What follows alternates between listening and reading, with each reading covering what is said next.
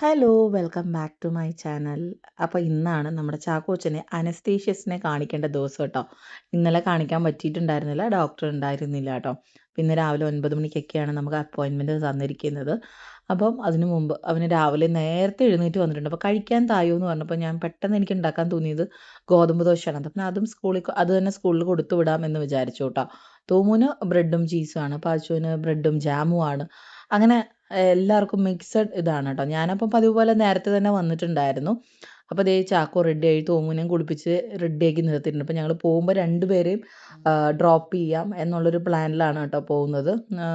ആദ്യം സത്യം പറഞ്ഞാൽ ഞാനും ചാക്കോയും കൂടെ പോയിട്ട് വരാം. കാരണം ഡാഡിക്ക് പാച്ചുവിനെ ഡ്രോപ്പ് ചെയ്യണം, തോമുനെ ഡ്രോപ്പ് ചെയ്യണം എന്നൊക്കെ ഇങ്ങനെ മനസ്സിൽ പ്ലാനുകളായിരുന്നു. പക്ഷെ ഡാഡി വരാൻ ഭയങ്കരമായിട്ട് വില്ലിങ് ആയിരുന്നു കേട്ടോ. പിന്നെയാണ് നമ്മൾ ഈ പിള്ളേരെ ഡ്രോപ്പ് ചെയ്യുന്ന കാര്യങ്ങളൊക്കെ ഓർത്തത്. അങ്ങനെ തോമുകുട്ടനെ ഫസ്റ്റ് ഡ്രോപ്പ് ചെയ്തിട്ട് നമ്മളിതേ ചാക്കോനെയും കൊണ്ട് പോവാണ്. നമ്മുടെ ഡൽഹിയിൽ നിന്ന് വന്ന വണ്ടിയിലാണ് കേട്ടോ നമ്മൾ പോയത്. അപ്പം അതിൻ്റെ എയർ ഒന്ന് ചെക്ക് ചെയ്യാനായിട്ട് നമ്മൾ കയറിയിട്ടുണ്ടായിരുന്നു. Air check ചെയ്യാനാണല്ലോ? അല്ലല്ലോ, വേറെ എന്തിനോ ആണ് കയറിയിരുന്നത് കേട്ടോ. എനിക്ക് ഓർമ്മയുണ്ടായില്ല, മറന്നുപോയി. എന്നിട്ട് നമ്മൾ അവിടെ നിന്ന് നേരെ ബെൻലി മോട്ടോഴ്സിൽ പോയി. നമ്മുടെ തോമുൻ്റെ എന്താ പറയുക, ബെൻലി ഷോറൂമാണെന്നാണ് കേട്ടോ പറയുക.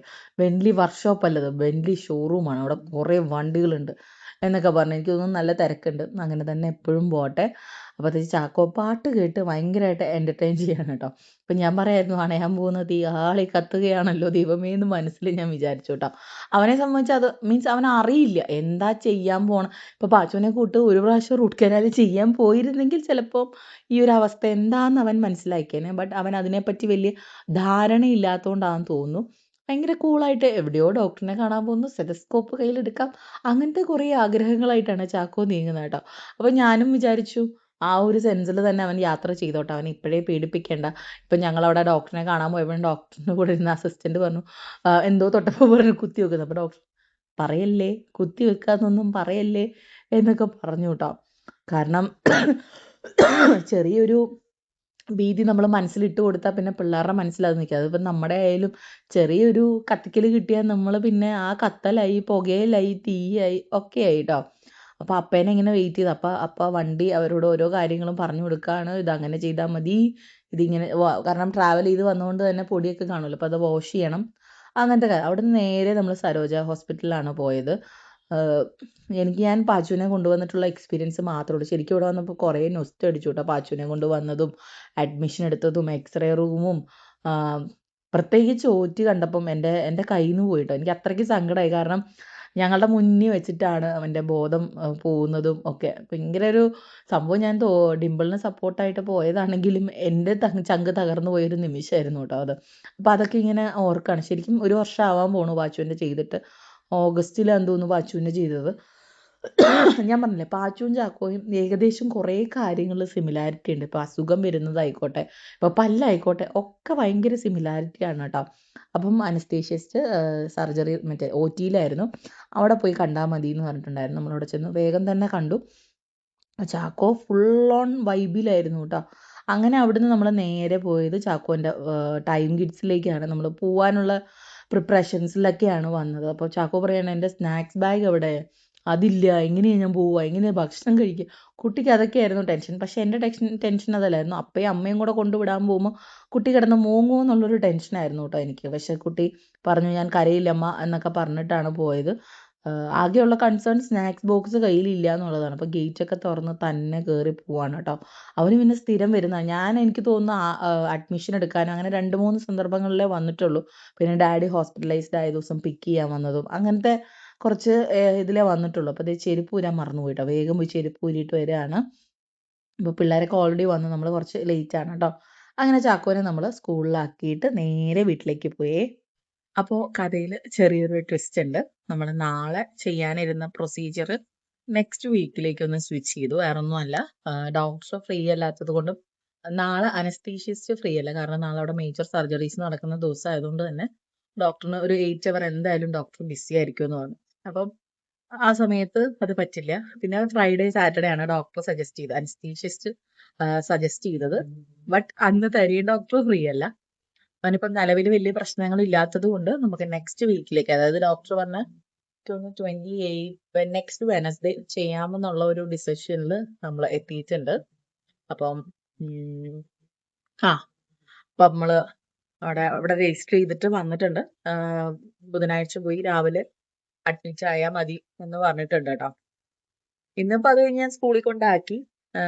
ഈ പറഞ്ഞ പോലെ ഇവിടെ ഈ സത്യം പറഞ്ഞ ആദ്യം എനിക്ക് ഡബിൾ മൈൻഡഡ് ആയിരുന്നു. ആക്കണോ പാവല്ലേ പോട്ടെ എന്നൊക്കെ ഞാൻ വിചാരിച്ചു. നാളെ ഇങ്ങനെ ചെയ്യാവോ. പിന്നെ ആലോചിച്ചു നാളെ മറ്റന്നാളോ ഒക്കെ ലീവ് എടുക്കേണ്ടി വരും. അപ്പൊ ഇന്ന് പൊക്കോട്ടെ എന്ന് ഞാനിങ്ങനെ വിചാരിച്ചിട്ടാണ് ഇന്ന് വിട്ടത്. സ്നാക്സും കാര്യങ്ങളൊക്കെ ഉണ്ടാക്കി. അപ്പൊ ഡാഡി സ്കൂളിൽ അത് കൊണ്ട് കൊടുത്തിട്ടുണ്ടായിരുന്നു. കറക്റ്റ് സമയത്ത് 10 മണിക്ക് തന്നെ നമുക്ക് ഒരു 10 മണി 10:15 നമ്മൾ സ്കൂളിൽ കൊണ്ടാക്കി. അവന് 10:30ക്കാണ് ക്ലാസ് തുടങ്ങുക ശരിക്കും. അപ്പൊ കറക്റ്റ് സമയത്ത് അവിടെ എത്തിക്കാൻ പറ്റി. അപ്പം ക്ലാസ് നഷ്ടപ്പെട്ടില്ല. ഇങ്ങനെ ഭയങ്കര ഒരു നഷ്ടമായേനെ. ശരിക്കും ഇന്ന് അമ്മയോട് ഞാൻ വരാൻ ഇന്ന് രാവിലെ ഞാനിങ്ങനെ ചോദിച്ചു, വരുമോന്ന് ചോദിച്ചു. വേറെ ഒന്നും കൊണ്ടല്ല.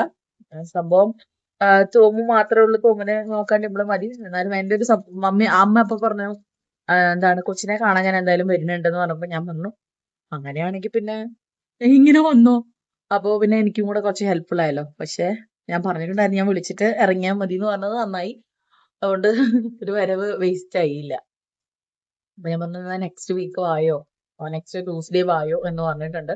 അപ്പൊ അമ്മയും കൂടെ ഉണ്ടെങ്കിൽ മമ്മിക്കും ഡിമ്പിളിനും അതൊരു ഹെൽപ്പ് ആവുമല്ലോ എന്ന് വിചാരിച്ചു. എനിക്ക് സ്വസ്ഥമായിട്ട് പോവാം. കാരണം ഡിമ്പിളിനെ എല്ലാരെയും കൂടെ മേയ്ക്കാൻ ബുദ്ധിമുട്ടായിരിക്കും. പിന്നെ മേയ്ക്കുന്നതിന്റെ അല്ല കൂടുതൽ നമുക്കിപ്പോ നല്ല തിരക്കുള്ള സമയമാണ്. ഓണത്തിന്റെ തിരക്ക് ഇപ്പൊ എനിക്കായാലും ഉണ്ട്, മമ്മിക്കായാലും ഡിമ്പിളിനായാലും ഉണ്ട്. ഡിമ്പിള് ഹാമ്പറും കൂടെ ചെയ്യുന്നതുകൊണ്ട് ഡിമ്പിളിന് നല്ല തിരക്കാണ്. ബട്ട് കുട്ടീനെ നമുക്ക് ട്രസ്റ്റബിൾ ആയിട്ട് വിട്ടിട്ട് പോകാൻ ഡിമ്പിൾ എല്ലാ കാര്യങ്ങളും അവന്റെ താളത്തിനനുസരിച്ചതുള്ളൂ. അവന് ഇഷ്ടമാണ് ഡിമ്പിളിന്റെ കൂടെ നിൽക്കാനായിട്ട്.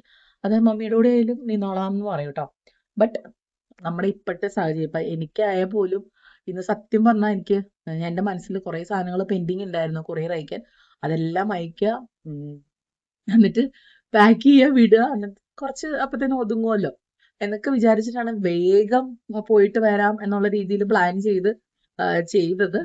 ബട്ട് ഞാൻ പറഞ്ഞ ദൈവത്തിന് ഓരോ പ്ലാനുകളുണ്ട്. നമുക്കതൊന്നും ചെയ്യാൻ പറ്റില്ല. നമ്മളെ സന്തോഷത്തിലാക്കുന്നതും വിഷമത്തിലാക്കുന്നതും രക്ഷപ്പെടുത്തുന്നതും ഒക്കെ ദൈവമാണ്. ഞാനിപ്പോ ആ ഒരു ട്രസ്റ്റിൽ മുന്നോട്ട് ജീവിതം കൊണ്ടുപോകുന്ന ഒരാളാണ്. അല്ലെങ്കിൽ ഒരു സമയത്തൊക്കെ എനിക്ക് ഭയങ്കര നിരാശയായിരുന്നു. അതെന്താ ദൈവം എനിക്ക് മാത്രം ഇങ്ങനെ തരുന്നത്, എപ്പോ നോക്കിയാലും പ്രശ്നങ്ങളാണല്ലോ എന്നൊക്കെ ഞാൻ വിചാരിക്കാറുണ്ട്. ബട്ട് നമ്മളെ ഈ ഭൂമിയിലോട്ട് വിട്ട ആൾക്കറിയാം നമുക്ക് എപ്പോഴൊക്കെ എന്തൊക്കെ തരണം എന്നുള്ളത്. ദൈവത്തിന് അണ്ടർസ്റ്റുഡ് ആണെന്ന് പറയല്ലേ. ഇപ്പൊ നമ്മള് പ്രായമാവുമ്പോ കുറെ തിരിച്ചറിവുകൾ വരും എന്ന് പറയാം. ഞാനിപ്പോ ആ ഒരു സ്റ്റേജിലാണ്. ലൈഫ് ഇങ്ങനെയാണ്. നമുക്ക് എപ്പോഴും സന്തോഷം മാത്രമല്ല ലൈഫിൽ ഉണ്ടാവുക. ഒരു കയറ്റത്തിന് ഒരു ഇറക്കം ഉണ്ടാവും, ഒരു ഇറക്കത്തിന് ഒരു കയറ്റവും ഉണ്ടാവും കേട്ടോ. ആ ഒരു ട്രസ്റ്റിലാണ് ഞാനിപ്പോ എന്റെ ലൈഫ് പീസ്ഫുള്ളി, എന്റെ മൈൻഡ് വളരെ പീസ്ഫുള്ളി വെച്ചിട്ട് ഞാൻ കൊണ്ടുപോയിക്കൊണ്ടിരിക്കുന്നത്. നിങ്ങളും അങ്ങനെ ഒന്ന് ട്രൈ ചെയ്ത് നോക്കട്ടോ. എപ്പോഴും അങ്ങനെ വിചാരിക്കരുത് എന്താ എനിക്ക് എപ്പോഴും വിഷമം മാത്രമേ ഉള്ളൂ. പക്ഷെ നമുക്ക് സന്തോഷം തന്ന സമയങ്ങളും നമ്മുടെ ജീവിതത്തിൽ ഉണ്ടല്ലോ. ജനിച്ചന്നോട്ട് ഒരു ദിവസമെങ്കിലും നമ്മൾ ജീവിതത്തിൽ സന്തോഷിക്കാതെ ഇരുന്നിട്ടില്ലല്ലോ. അപ്പൊ നമുക്കായിട്ടുള്ളത് ഓൾറെഡി മോളിൽ നിന്ന് എഴുതി തിട്ടപ്പെടുത്തിയിട്ടാണ് നമ്മളെ താഴോട്ട് വിട്ടേക്കണേ. അപ്പൊ അതെല്ലാത്തിലൂടെയും നമ്മൾ കടന്നു പോകണം. എല്ലാം നമ്മൾ എക്സ്പീരിയൻസ് ചെയ്തേ പറ്റുള്ളൂ അല്ലെ.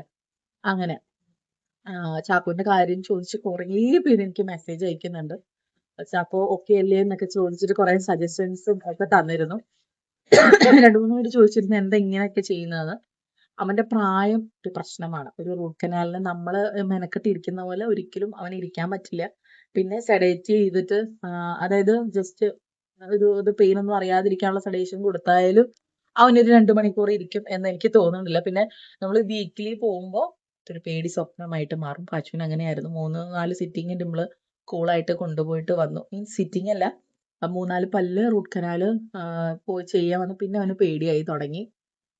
ഒബ്വിയസ്ലി നമുക്ക് വേദന എടുക്കുന്ന പോലെ നമുക്ക് പറഞ്ഞില്ല, പല്ല് വേദന, ചെവി വേദന, തലവേദന, ഇതൊക്കെ ഒട്ടും ടോളറേറ്റ് ചെയ്യാൻ പറ്റാത്ത കാര്യമാണ്. നമുക്ക് ദേഷ്യം വന്ന 2 ചീത്ത വിളിക്കുകയൊക്കെ ചെയ്യാം. പക്ഷെ പിള്ളേർക്ക് അതൊന്നും പറ്റില്ല. കരഞ്ഞു തീർക്കാൻ മാത്രമേ പറ്റുള്ളൂ കേട്ടോ. അപ്പൊ അത് കരഞ്ഞു നിൽക്കുന്ന കാണുമ്പോൾ നമുക്ക് പേരൻസിനെ പതിവ് പോലെ എനിക്ക് പറ്റില്ല. എനിക്കെന്നല്ല, ഏതൊരു അപ്പനും അമ്മയ്ക്കും കൂടെ നിൽക്കുന്ന ബന്ധുക്കൾക്ക് പോലും കണ്ടു നിൽക്കാൻ പറ്റില്ല. പ്രത്യേകിച്ച് ചാക്കോ ഒരു ഹാപ്പി കിഡാണ്.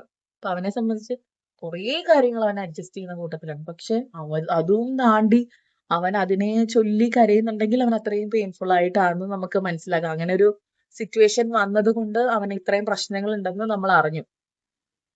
എനിക്കറിയില്ല. ഞാൻ എന്റെ മനസ്സിനെ ഞാൻ തന്നെ പാകപ്പെടുത്താണ്. ഐ എം ഓക്കെ, സ്ട്രോക്ക് ആണ് ഇതൊക്കെ.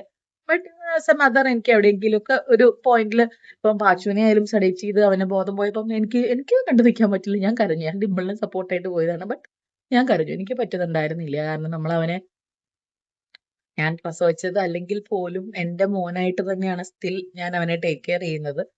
സോ അവൻ ഒന്നെന്ന് പറഞ്ഞാൽ എനിക്ക് ഭയങ്കരമായിട്ട് സങ്കടം വരും. അത് ഇപ്രാവശ്യം പോയപ്പോഴായാലും ഭയങ്കര ഒരു സങ്കടമുള്ള ഒരു കാര്യമായിരുന്നു. സംഭവം ഇത് വളരെ നോർമൽ ആയിട്ടുള്ള കാര്യമാണ്. ബട്ട് നമ്മുടെ ചോര എന്ന് കേൾക്കുമ്പോൾ നമുക്ക് ഒബ്വിയസ്ലി സങ്കടം വരും. അതിന്റെ ഒരു ഇതാണ്. അങ്ങനെ ചെയ്യാൻ വേറെ കുഴപ്പങ്ങളൊന്നുമില്ല എന്ന് ഡോക്ടർ പറഞ്ഞിട്ടുണ്ട്. നമുക്ക് ധൈര്യമായിട്ട് ചെയ്യാം. അതുമായിട്ട് മുന്നോട്ട് പോവാം എന്നൊക്കെ പറഞ്ഞിട്ടുണ്ട്. അപ്പൊ അങ്ങനെയൊക്കെ വിശേഷങ്ങള്. അപ്പൊ ഞാൻ എന്റെ ബിസിനസ് തിരക്കുകളിലേക്ക് വീണ്ടും പോട്ടെ. നിങ്ങളുടെ സപ്പോർട്ട് ഒരു രക്ഷയില്ല കേട്ടോ. ഇതുപോലെ തന്നെ എപ്പോഴും സപ്പോർട്ട് ചെയ്യണം. അപ്പൊ ഞാൻ ഭയങ്കര ഹാപ്പി ആയിട്ടാണ് സംസാരിക്കുന്നത്. പിന്നെ ഡോൺ ചേട്ടൻ ഡൽഹിയിൽ നിന്ന് എത്തിയിട്ടുണ്ട്. ആൾക്ക് ട്രാവൽ ചെയ്യുന്നതിന്റെയൊക്കെ നല്ല ക്ഷീണമുണ്ട്. അപ്പൊ അതിനൊക്കെ ശേഷം കാണിക്കാം കേട്ടോ. അപ്പൊ നമുക്ക് നമ്മുടേതായ കുറെ തിരക്കുകളിലേക്ക് നമുക്ക് വീണ്ടും പോവാം. ചാക്കോന്റെ കാര്യങ്ങൾ ഇതൊക്കെയാണ്. കാണാൻ ഇഷ്ടമില്ലാത്തവർക്ക് ഉറപ്പായിട്ടും ഈ വീഡിയോ സ്കിപ്പ് ചെയ്യാം. ഇഷ്ടമുള്ളവർക്ക് കാണാം. ചാക്കോന്റെ കാര്യങ്ങൾ ഇഷ്ടപ്പെടുന്ന കുറെ പേരുണ്ട്. അവർക്ക് വേണ്ടി മാത്രമാണ് കേട്ടോ ഈ വീഡിയോ ഞാൻ ചെയ്യുന്നത്. അപ്പം എല്ലാവർക്കും നല്ലൊരു ഡേ വിഷ് ചെയ്യുന്നു. Thank you so much for everything. എപ്പോഴും പ്രയാസത്തിൽ ഓക്കെ കേട്ടോ. അപ്പൊ ചാക്കോനെ മാത്രമല്ല എല്ലാ മക്കളെയും ഞങ്ങൾ എല്ലാവരും കേട്ടോ. അപ്പൊ thank you so much. By.